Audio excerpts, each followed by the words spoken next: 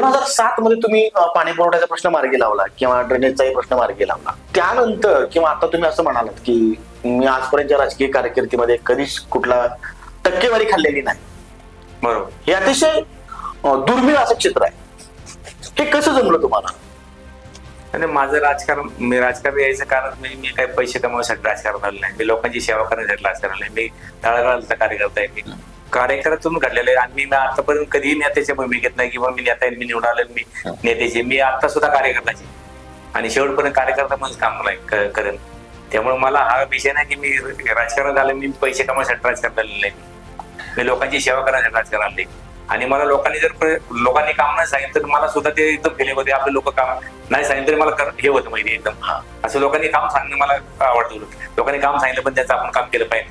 त्यावेळी तो दिवस मला एकदम असं वाटतं की आपण काहीतरी लोकांसाठी केले. म्हणजे जवळजवळ 4 टर्म तुम्ही सत्तेत होता किंवा राजकारणात आहात. 20 वर्ष साधारणतः हा काळ आहे.